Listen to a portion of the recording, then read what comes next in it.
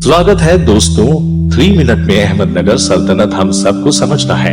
आपने बड़े बड़े क्रिएटर का वीडियो तो देख ही लिए होंगे, अब छोटे क्रिएटर का मात्र 3 मिनट का यह वीडियो देखिए और शायद इसके बाद आप हमारे चैनल को लाइक, शेयर और सब्सक्राइब करके ही जाएंगे, यह मैं उम्मीद कर सकता हूँ। देखिए, अहमदनगर सल्तनत तो हम समझेंगे, पहले दक्कन सल्तनत और बहमनी सल्तनत पर ब्रीफ डिस्कशन कर लेते हैं। बहमनी सल्तनत दक्कन का एक इस्लामी राज्य था। इसकी स्थापना 3 अगस्त 1347 को एक तुर्क अफगान सूबेदार अलाउद्दीन बहमन शाह ने की थी। प्रतिद्वंदी हिंदू विजयनगर साम्राज्य था। अब आपके मन में यहाँ प्रश्न आना स्वाभाविक है कि विजयनगर और बहमनी साम्राज्य के बीच संघर्ष के क्या कारण थे। मलिक काफूर द्वारा दक्कन की विजय के बाद से घोर हिंदू शासकों को मुस्लिम उत्पीड़कों के खिलाफ गहरी नाराजगी पैदा हुई थी। इसके परिणाम स्वरूप दक्कन में विजयनगर के एक महान हिंदू साम्राज्य का उदय हुआ। इसके विपरीत बहमनी शासक मुस्लिम थे, इसलिए दोनों राज्यों के बीच एक धार्मिक प्रतिद्वंद्विता थी।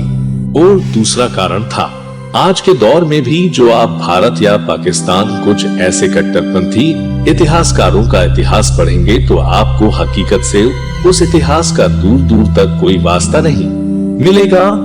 इस तरीके के इतिहास लिखने की परंपरा खास लोगों की आज की नहीं है, बल्कि प्राचीन मध्यकालीन युग में भी कुछ इतिहास ऐसे लिखे गए जिसका वास्तविकता से कोई लेना देना नहीं हुआ करता था। उदाहरण स्वरूप एक युद्ध है जिसका नाम सुनार की बेटी का युद्ध। सुनार की बेटी का युद्ध बहमनी शासक फिरोज शाह और विजयनगर के शासक देवराय प्रथम के बीच हुआ था, और इसमें फिरोज और देवराय द्वितीय के बीच सुनार की बेटी पर स्थल को लेकर युद्ध हुआ। इसीलिए इस युद्ध का नाम सुनार की बेटी के युद्ध के रूप में जाना जाता है। इस युद्ध में देवराय परास्त हुआ। देवराय को फिरोज ने परास्त कर उसकी बेटी से विवाह किया एवं मक्का नामक क्षेत्र को देने हेतु विवश किया। यह मेरा कहना नहीं है, यह UPSC.com कह रहा है। इस नलायकों को पहचानने की आवश्यकता है जो कह रहा है सुनार की बेटी पर स्थल को लेकर युद्ध हुआ। यदि यही पढ़कर IAS बना जाता है फिर तो सही है। आगे कहता है, फिरोज एक प्रसिद्ध एवं संस्कृति संरक्षक शासक के रूप में जाना जाता है। मित्रों, ताजुब की बात है कि इस आर्टिकल को 9556 लोगों ने अपने लेख में रेफरेंस की तरह कोट किया है।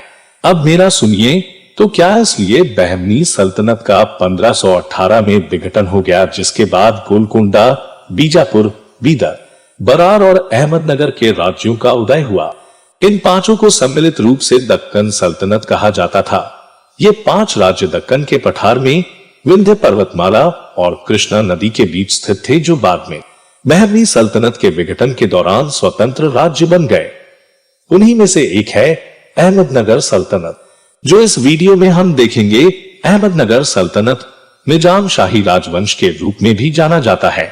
अहमदनगर सल्तनत की स्थापना मलिक अहमद शाह बाहरी ने 28 मई 1490 को जहांगीर खान के नेतृत्व वाली बहमनी सेना को हराने के बाद की थी।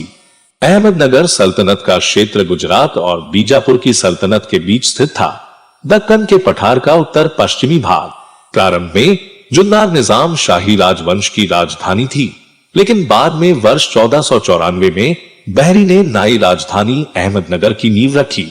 मालिक अहमद अहमदनगर के प्रधानमंत्री निजाम उल मुल्क मलिक हसन बाहरी के पुत्र थे। बीजानुगर या बीजानगर ये एक हिंदू ब्राह्मण मूल रूप से तिमापा नाम के थे और इस्लाम में परिवर्तित हो गए थे। जिस समय निजाम उल मुल्क मलिक की हत्या हुई थी, उसका बेटा जुन्नार नासिक के पास के बहमनी राज्य का गवर्नर था, जो गोदावरी नदी के उत्तर में एक दक्कन प्रांत और कृष्णा नदी थी जो पुरंदर तक फैली हुई थी। मलिक ने बहमनी साम्राज्य से स्वतंत्रता की घोषणा की और जुन्नार को अपनी राजधानी बनाया। बहमनी सल्तनत जल्द ही विघटित हो गई और बरार, बीदर, बीजापुर, गोलकोंडा और अहमदनगर में ही 5 स्वतंत्र सल्तनतों में विभाजित हो गई। अहमदनगर ने जल्दी से बिरार पर कब्जा कर लिया, लेकिन अंततः इसे भी जीत लिया गया। मुगल साम्राज्य और फिर मराठा साम्राज्य में चूसा गया और इस तरह सुनार की बेटी पर स्थल को लेकर युद्ध करने की घिनौनी परंपरा की अंत हुआ और मराठाओं के हाथ में संपूर्ण दक्कन का सत्ता गया। आज के लिए बस इतना ही। धन्यवाद।